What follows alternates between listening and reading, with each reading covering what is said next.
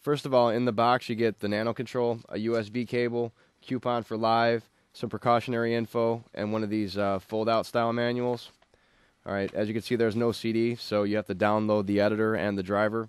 Overall, the unit feels pretty solid. The controls, like the knobs, have a nice resistance to them. Faders feel pretty good. The buttons feel pretty good. The transport buttons feel just a little bit weird just because all the buttons move when you press one of them. But, you know, that's not really a big deal. It uses a mini USB jack, and let's get it plugged in and see what we can do with this thing.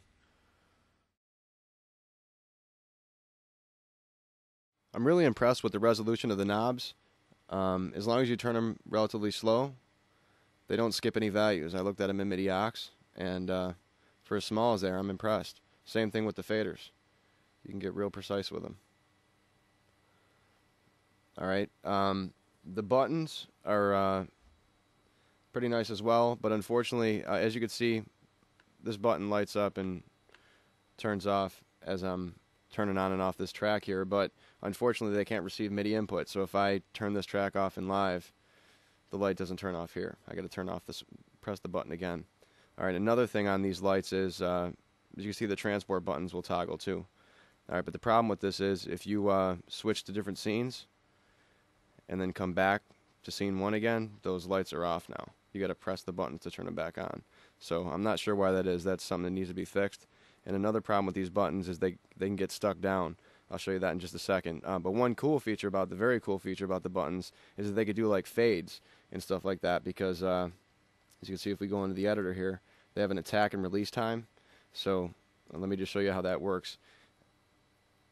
Here's with the attack time set to 127. It does a real slow fade up as I'm holding the button down, and then it'll go back down to 0 when I release the button. Alright, this button over here is the same idea, except it's faster. Alright, and then the release time, I press it, it goes all the way up, and then I release, and it does a slow fade down.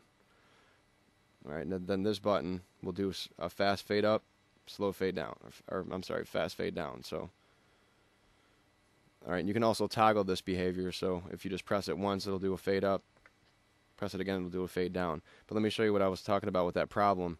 If you press the button down and push up, it'll get stuck down. And I mean, that's a repeatable behavior. I mean, it's very easy to do. I did it on accident the first time, but now that I see how it happened, it's really easy to do. You just push down and push forward a little bit, and it gets stuck down. So be careful with that. But overall, I mean, for $60, I really can't complain. It's gives you a lot of control. There's a lot of possibilities, especially with those attack and release times that I was just showing you.